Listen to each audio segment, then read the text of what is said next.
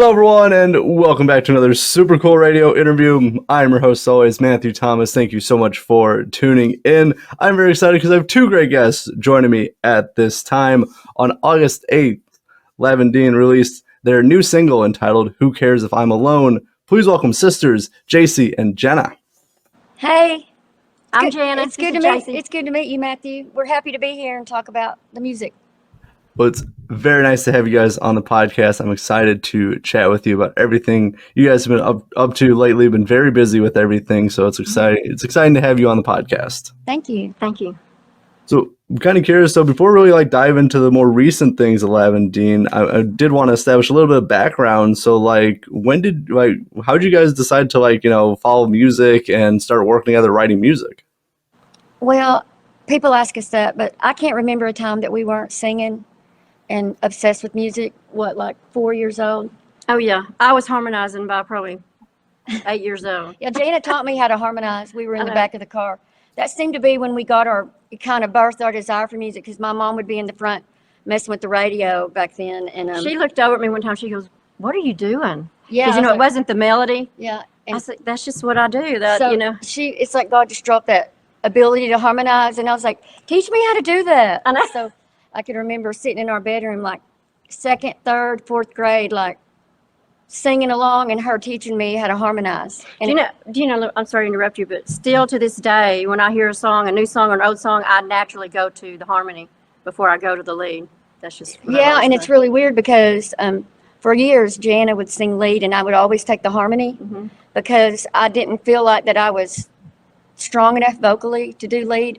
But then when I began to write songs in my 20s, it was like, oh my gosh, I do have a strong enough voice to sing lead. So now we take turns, doing the lead and the harmony. Yeah. And I don't like either one more than the other. Do you? Mm-mm. We both enjoy doing lead and harmony. Yeah. All right. Well, it is very cool, and definitely, I really like just kind of the dynamic you guys have with the vocals and everything and the songwriting. Thank you. So kind of going along with that. So for Lavendine, so when did that the band name and when did that come together? Okay. Well, for years, they just call us Jacy and Jana, and to be quite honest with you, a lot of people don't know this, but the twin deal has kind of always been a little bit of a thorn in our side because we kind of felt gawky. People were always kind of looking at us. Mm-hmm. It's kind of like a guy that comes in the room. Believe it or not, my husband has told me this. I understand that because he was always real tall. He said, I didn't like it because I stood out right when I walked in the room. And he's handsome, but he kind of shrinks back because he's a taller guy. And I think it made us kind of shrink back, just going with the Jacy and Jana, the twin deal. Yeah. So we're like, we don't want to do that, And I was just praying about it one night. And I was like, it needs to be personal. Yeah. And there's some things about Jacy and I as far as our lineage. We've got some German and Hungarian in us that a lot of our friends don't know, because we're Southern girls. So I was like, I'm going to go look up our birthstone in German and see what it's called, because it's connected to our birth. The twin deal's still in there, but then it's not so much about the twin thing. Yeah, and we didn't realize that, but, a lot of those big famous rock bands originated, with the German language, those German rock bands. Yeah, I didn't realize it. So I found it, and it said Lavendine, and I was like, that's so cool. Yeah, that's amazing, because it has kind of a girl flair. Well, our birthstone is amethyst. Yeah, and it has like a masculine flair to it too, and it kind of sounds rock pop, and I was like, that's it. Yeah, so basically amethyst is Lavendine in German. And we also have Hungarian in us, and we didn't know this till we got older. Our dad just let it slip one night. We were all hanging out with our family, and we were like, why are we so obsessed with music? Because we don't feel like anybody close to us in our immediate family really decided to do it like we do, just a deep desire. I mean, we lived, eat, and breathe music. Yeah, still do. He said, well, I didn't tell you girls, but on my mom's side, which would be our paternal grandmother, she was Hungarian. We knew that. She spoke 7 different languages. She came over here on a boat when she was 16, I think. Yeah. And he said that their family were all avid musicians, and they had a traveling gypsy band that traveled all over Hungary and did music. I know, we're like, well, there's the music connection. Yeah, and we always wondered, and I was like, oh my gosh. And we kind of have this bohemian gypsy way about us. Yeah. And it's like, where is that coming from? We're Oklahoma girls, you know?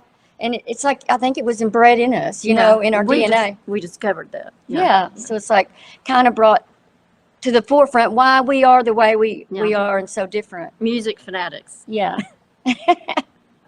Well, it's a very cool connection. It makes a lot of sense, you know, with kind of the aesthetic and vibe you guys have. That like that connection makes a whole lot of sense now. Yeah, it really does. And we're like, duh, that needs to be part of our story because it's who we are. You know what I mean? Well, it's kind of like God unveiled it to us. Yeah, you know? we didn't really know at first. And then when our career started kind of cutting its own path and things started opening up for us, it's like, now I need to let you know who you are. Yeah. You know what I mean? It's like we're grounded now in who we are as musicians, where it came from, why we have the desire to do it. And it's just really weird, isn't it? It's amazing how God does that. Oh, definitely is. It's the right timing too. Like it happened at the right time, you know, for that. So it's definitely very cool, and God definitely works in, you know, very mysterious ways. But there's always, you know, there's always a plan and timing with everything. Yeah, absolutely. So, but I did want to focus on the latest single, as I said, "Who Cares If I'm Alone," it was released on August 8th.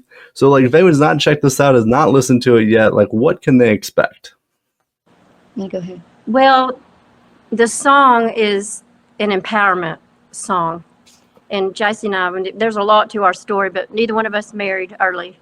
So we went through a lot of the dating years, you know, a lot of broken dream, I guess, of finding a spouse early. You know, a lot of your friends get early, they get married early, and then they have children, and it was just like it kept going on and on and on. Like what? Right. And I know so many people have dealt with this, so I'm not making this. Yeah, even personal. In your older years, some people are, you know. So when we sat down to write that song with a friend of ours, I was coming from that place, like I've got to keep going and pursuing my goals without that, because I was one of those people that really always wanted someone by my side, aside from having a twin. But I wanted a husband, I wanted a spouse, I wanted children. So I was like, I can't lay down and quit pursuing my goals because I haven't found my husband. Right. I'm going to keep going, and hopefully he'll run into me. You know, I'm not going to so much focus on finding him. I'm just going to keep doing my thing, gain strength from being alone, and then he'll come at the right time. Yeah, and other artists could probably attest to this. When you're pursuing your dream like that and you keep hitting what you would call roadblocks or dead ends, you know, you start to feel alone. Yeah. And unheard. So I think that too, that cry in our heart, even in the industry. Yeah. You know what I mean? It's like life was passing us by, but we're still not seeing any fruit of our pursuit of our career. Yeah. So we kind of withdrew in a season, really in our 20s, when we first moved out to Nashville, and realized we really are alone here. Yeah. You know what I mean? We had to like get that in our soul, because when you're younger and you've got your family and your friends and everything you do in life, you don't really feel alone because life's moving so fast. And then when you get to your adult years, everything goes whoop and shuts down, and you're like, who do I want to be? What am I going to be? How am I going to get there? It's a very lonely feeling. Yeah. And so we both went through that, even not just the love life, just trying to find our place in this life, this existence. It's a horrible feeling to not know really who you are. What am I called to do? Why am I here? You know, I know every young person goes through that. And that too is why we wrote that song, because it's basically saying, who cares if I'm alone? I'm okay, and I'm going to make it through this, you know? Oh, for sure. It's definitely like a very relatable feeling for people, not just in like love and relationship, just like in life in general, as you said, trying to find who you are. It can be very daunting at times, especially like, you know, I've definitely gone through that in my early 20s, even up until now. So like, it's very relatable, you know, to everyone, because someone, you know, has gone through at some point in their life a feeling of that sort of feeling at some point. Absolutely. We're so happy that you said that, because there's a reason why we wrote it, you know? Yeah, and you know, it's interesting because even when you get older, you know, our mom, her husband just recently died a few years ago, and she's having to go back through the alone time in her life. You know, she was married for years, and now, so I think it's even good for older people that kind of feel isolated and in their latter years. Yeah, and that you're okay. You know, you're not going to die. You know, you're not truly alone, even though it's foreboding. You're going to make it. You're going to make it. Right. That was why we wrote that.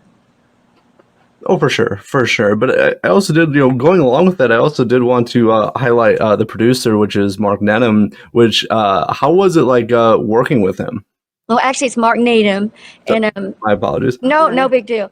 When we first met Mark, we didn't know what to expect, and for some reason, we immediately clicked with him. Yeah. And he gets our humor. Yeah. We're kind of dry and quirky, but we're both very, very deep.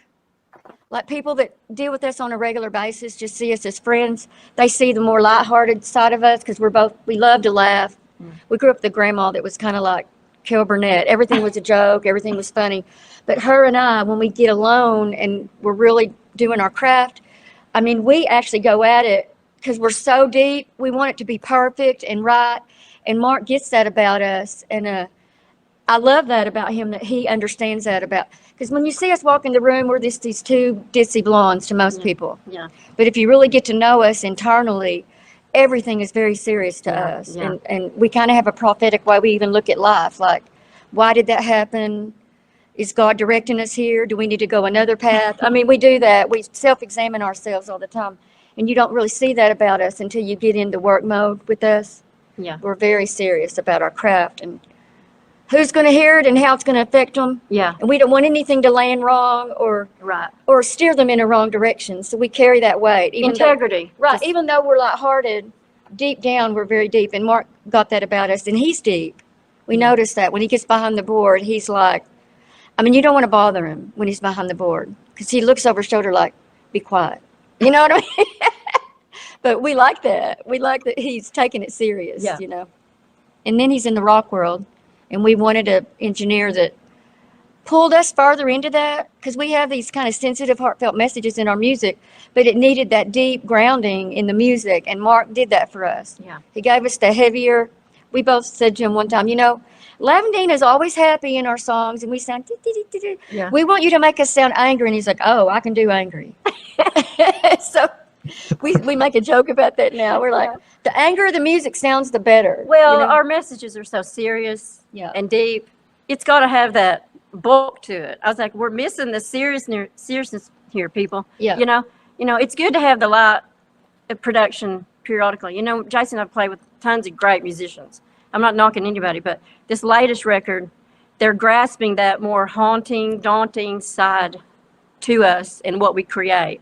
It's kind of the hidden thing, Yep. It's underneath. You got to dig a little, but Mark's finally pulling that out, Yeah, and I'll tell you something that's different about working with him. I feel like Jana and I can just call him on a random Saturday and just say, hey, we've got a new song. We want you to hear it and start thinking of ideas for it. And in the past, we couldn't readily do that. Yeah. It's like it had to be more structured. It's really weird. It's like he will just, on a whim, do something musically with us because her and I are very spontaneous. Yeah. We don't even like to truly plan a writing session because we feel like it gets too regimented. The magic happens when you didn't plan it. Yeah. We've learned that songs that we don't plan and just hit us, like you wake up out of a dead sleep and a melody's rolling through your mind. That's those magical moments. And we feel like we can have that with Mark. We're like, we're going to throw a curveball at you. And he takes it totally with ease. He's totally good with it. And I feel like that's another reason why we've worked so good with Mark. Yeah. Well, it sounds like it's been going really well, and really he kind of matches your energy and vibe, which is really good, especially in a producer, to understand you guys that way, to really make the music. And I think, with Who Cares If I'm Alone, it really kind of brought that out, the emotion of the song very well. Yes. So you also did work with the upcoming EP, is that correct? Uh-huh. So that'll be released October 31st, entitled Deep Blue. So what was the writing and recording process like for the EP? I think just to see those songs come to life, because you have them in your spirit, but to see them kind of come to life, especially the title to the EP, Deep Blue, that song, I don't know, we feel like that one's special because Jacy actually had a vision one time of us coming up out of the water on the back of a well. Mm-hmm. Yeah. And it has like a deep water feel.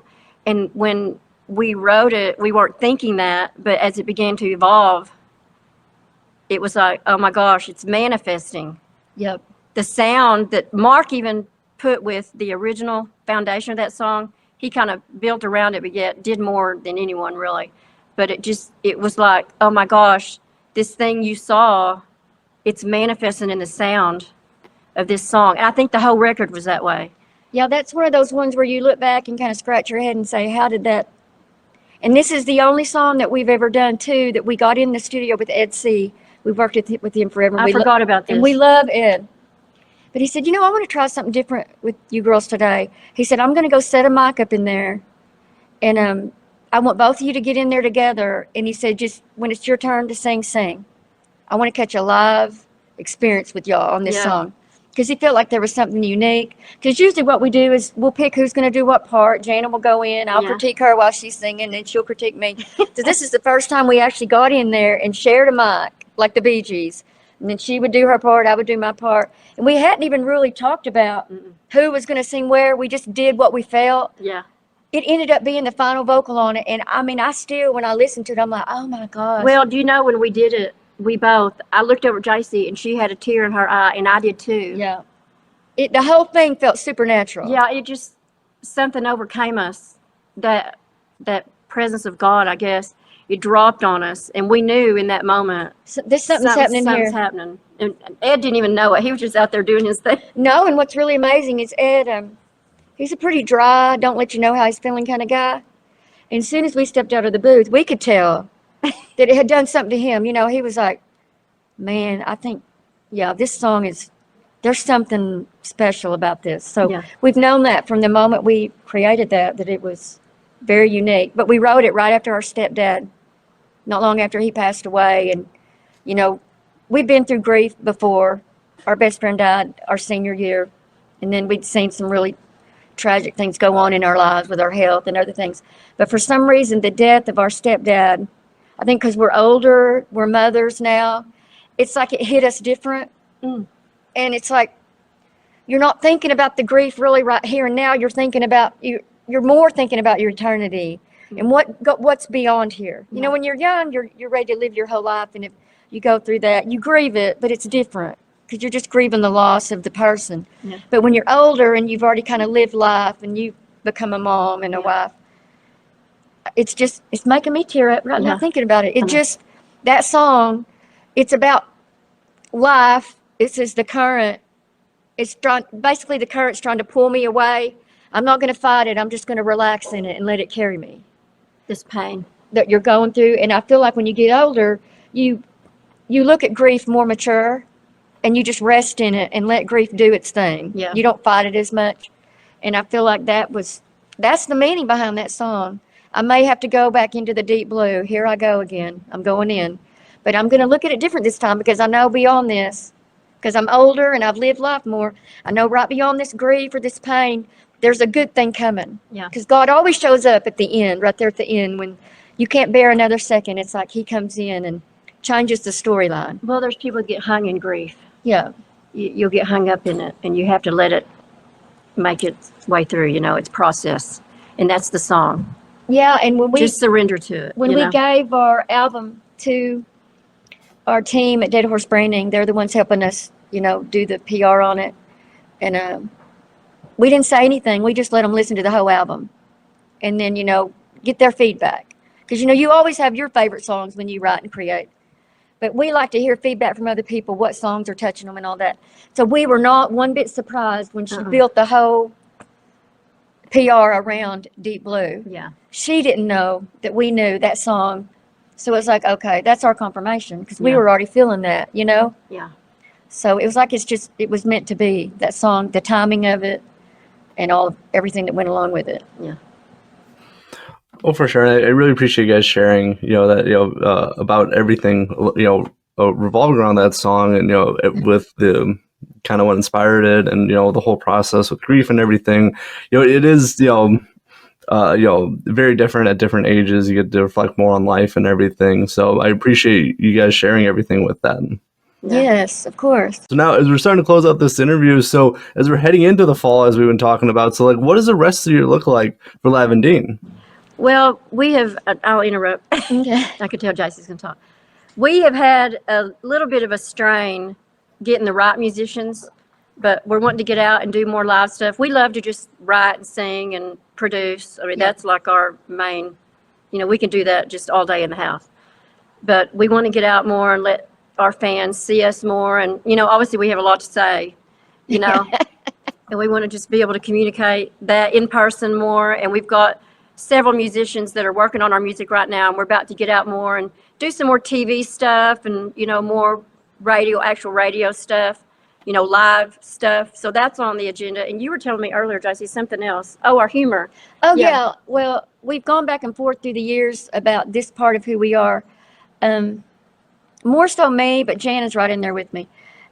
We have this humor side to us, just this dry, quirky humor that's always been deep in us. And people that know us really well know that about us just as much as the music. And we're also big time storytellers. We love to tell stories. Obviously. And we think that we need to do more of that because we'll connect with our audience more so. And we've been talking about how we want to integrate that.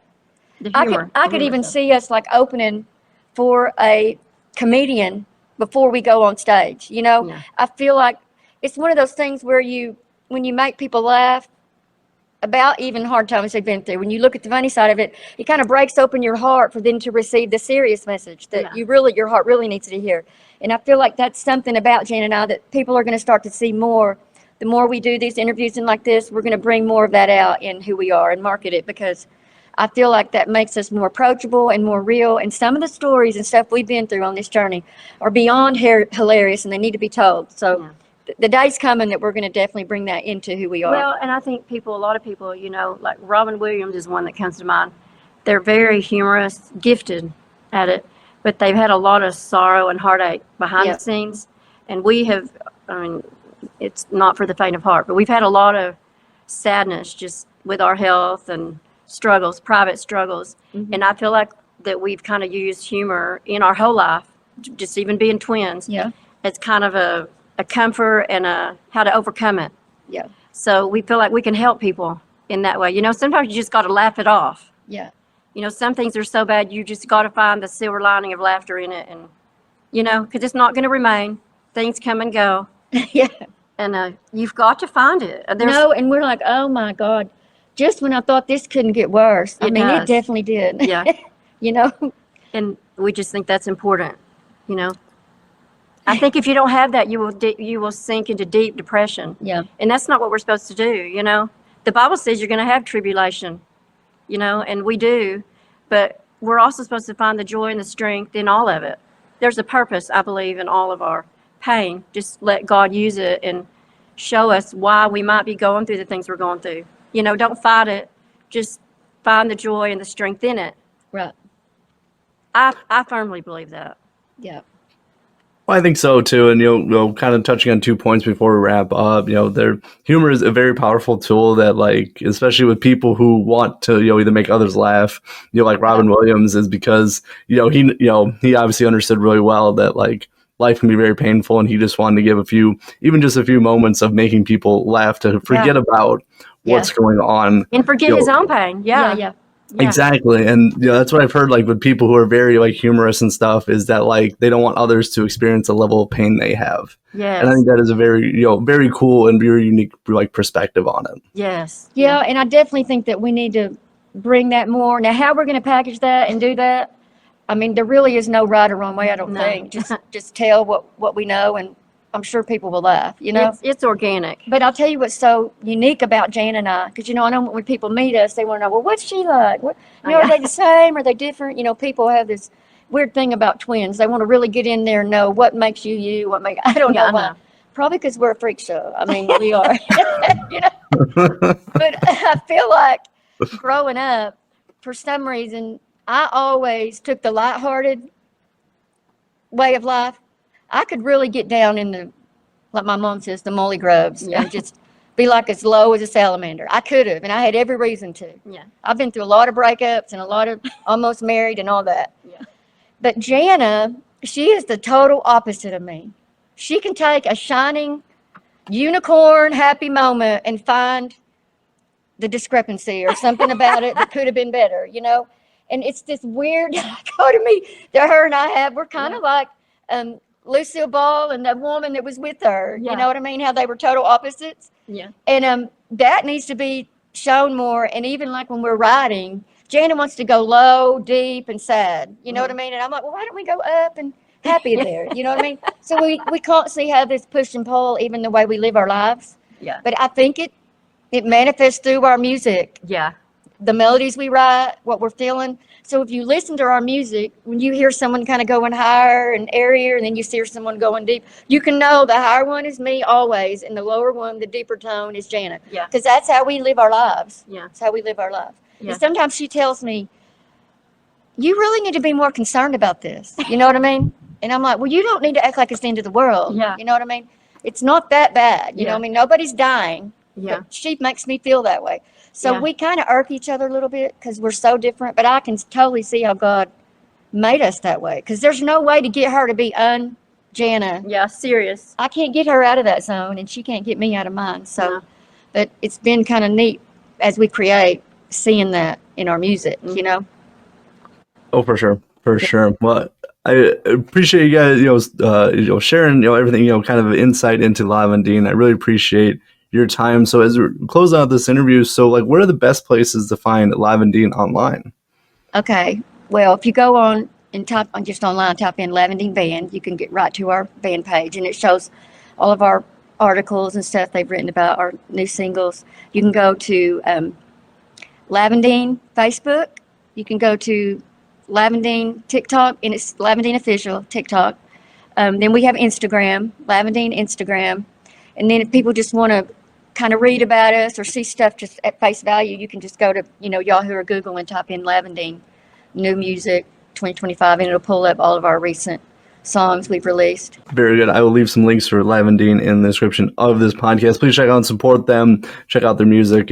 I very much enjoy it. Hope everyone else does as well. But Jacy, Jana, thank you so much for stopping by Super Cool Radio. It was great to chat with you guys. Thank you so much. Nice to meet you. It was awesome, Matthew. Thank you. We enjoyed it. It was very nice to meet you guys as well. Thank you so much for your time. For Lavendine, I'm your host always, Matthew Thomas. Thank you so much for watching this episode of Super Cool Radio. And remember, stay frosty.